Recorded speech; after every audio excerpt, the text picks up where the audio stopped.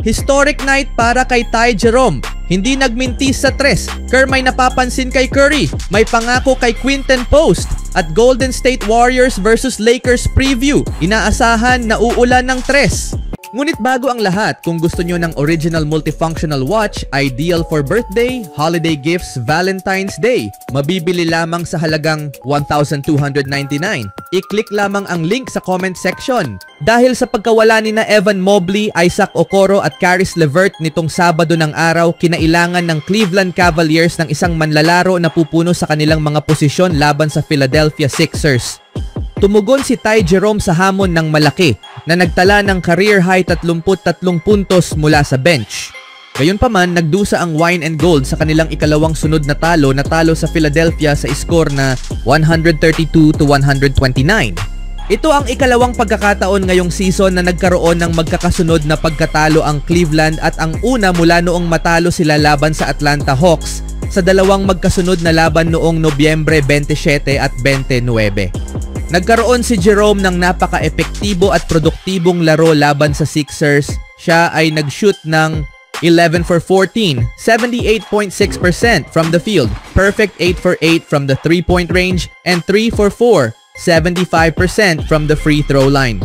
Ang 27 taong gulang na manlalaro ay nagdagdag din ng 3 rebounds, 3 assists at 2 steals sa loob ng 33 minuto ng laro.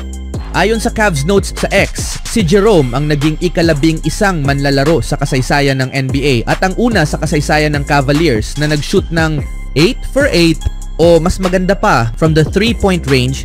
Bilang isang team, nagtala ang Wine and Gold ng 3-point range in single game at ang kanilang 25 triples ay nagtay sa single game franchise record. Ayon sa StatHead, ang Cleveland ay nakatama rin ng 25 3-pointers noong March 3, 2017 sa isang panalo laban sa Hawks. Ang laban nitong Sabado ng araw laban sa Philadelphia ay nagkaroon ng 30 lead changes kabilang ang 6 sa ika-4 na quarter.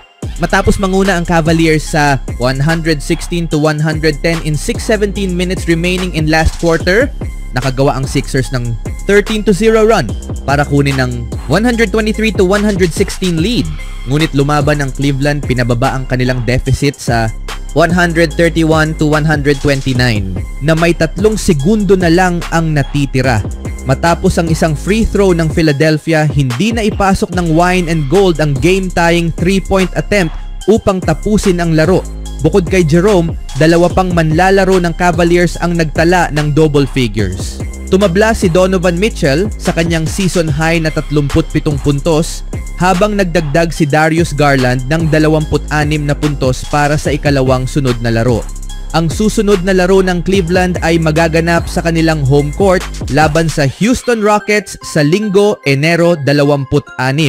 Anong masasabi niyo mga kaibigan sa player na si Ty Jerome?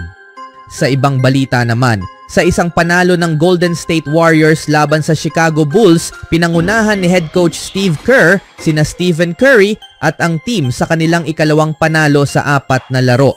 6 na manlalaro ang nagtala ng double figures, kabilang ang rookie na si Quinten Post. Ang second round pick ay nanguna sa scoring ng second unit at patuloy na humahanga kay Kerr at sa Warriors matapos ang karamihan ng 2024-25 season na ginugol niya sa Santa Cruz Warriors, ang G-League affiliate ng Golden State.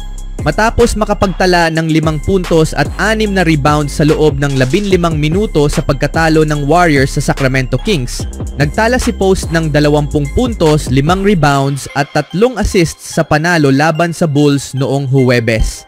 Malaki rin ang naging tulong niya kay Curry na ayon kay Kerr ay pangunahing nakinabang sa mga screen ng 7-footer center base sa ulat ni Anthony Slater ng The Athletic. Si Steph ang pinakamasayang tao sa arena ngayong gabi, sabi ni Kerr. Sa dami ng espasyo na nagawa ni Quinten, naging mas madali ang laro para sa lahat ng mga kasama niya. Napaka-exciting panoorin si Quinten, pero higit pa sa shooting ang kontribusyon niya. Meron siyang magandang pakiramdam para sa laro. Nakita nyo ang pasa niya kay Lindy para sa isang 3. Ramdam niya ang laro at may tapang din siya. Isa siyang pisikal na 7-footer, hindi siya finesse player. Gusto niya ng banggaan. Napaka-exciting makita siyang naglalaro ng ganito at ginagamit ang kanyang pagkakataon ng husto, dagdag pa ni Kerr. Si Post ay nagtapos ng season high 20 puntos mula sa 7 of 12 shooting, while 5 of 10 from the 3-point range, 5 rebounds at 3 assists. Malaking tiwala kay Quinten Post mula kay Steve Kerr at nangako ito. Ang maglaro kasama ang isang big man na nag-spread ng floor ay isang luxury. Binabago niya ang dynamics ng laro. Kaya niyang mag-shoot ng 3, kaya niyang mag-pass. Nakita niyo siyang lumaban sa mga sentro, sabi ni Kerr. Iba ang look na ibinibigay niya at gusto kong bigyan siya ng mas maraming oras. Ang dominanteng performance ni Post ay maaaring simula ng isang hindi malilimutang season para sa rookie ng Warriors. Anong masasabi niyo mga kaibigan? Ngayon naman ay pag-usapan natin ang paparating na laban na nagmula pa sa parehong pagkapanalo. Dalawang pinakamalalaking star sa liga ang magtatagpo sa laro ng Lakers versus Warriors. Sa linggo ng araw, maghaharap ang Los Angeles na may 24-18 record versus Golden State with 22-22 record. Ang unang round ay nanalo ang Lakers sa score na 115-112. Sa Chase Center muling magaganap ang labanan. Ang Los Angeles ay nasa magandang forma. Dinurog ng Lakers ang Celtics ng 21 puntos noong Biyernes ng araw na nagbigay sa kanila ng 4-1 record sa kanilang huling 5 laro. Umakyat na ang LA sa ika-5 pwesto ng Western Conference. Ang kanilang lakas ay ang ika-13 sa pinakamahusay na offensive rating sa NBA. Sa tulong ng pangatlong pinakamataas na rim efficiency, ang Lakers ay ika-12 sa true shooting percentage.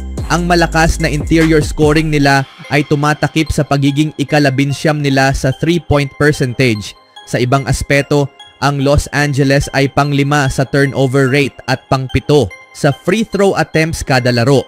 Gayunpaman, ang pinakamalaking kahinaan nila ay ang mahinang offensive rebounding rate, ika-25.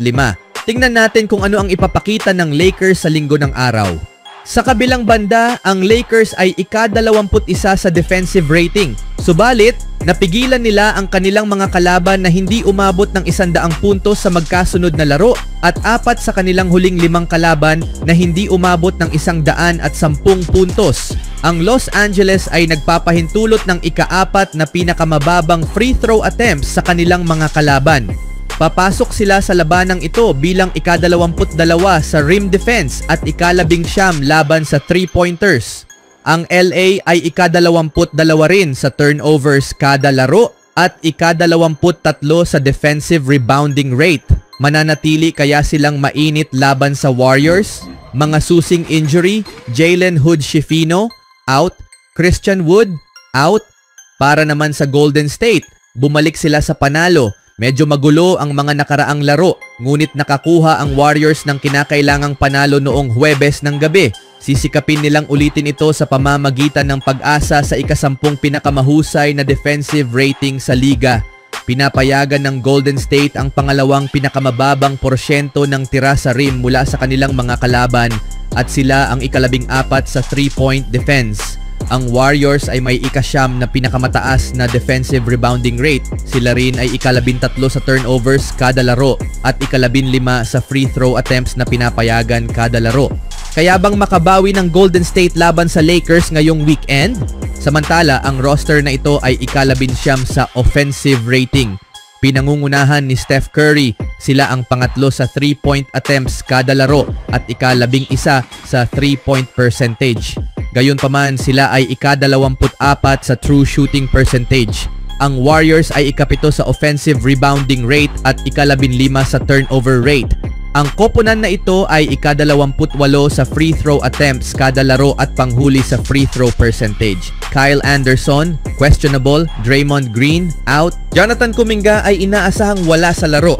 Ang depensa ng Golden State ay hindi maaasahan kapag wala sina Kuminga at Green. Nung naglaro ang dalawang ito nung Pasko, ang Lakers ay nag-shoot ng 53.1% sa loob ng arc laban sa Warriors. Nanalo rin ang Lakers sa turnover battle noong araw na iyon. Para sa mga analyst, tila nakikita nila na mananalo muli ang Lakers at matatalo ang spread laban sa Golden State. Ang depensa ng Warriors ay maaaring hindi sapat upang pigilan ang opensa ng Lakers habang ang bumabagsak na opensa ng Golden State ay hindi umabot ng 100 puntos sa 3 sa kanilang huling 5 home games. Capable rin na kontrolin ng Lakers ang laro sa depensibong aspeto dito. Pero kayo mga kaibigan, sino sa tingin nyo ang mananalo? Even when you feel low, you can still go. Even when you feel slow, you can still go. Even when there's no hope, still go. I never answer to no, man, I still go. Go, go.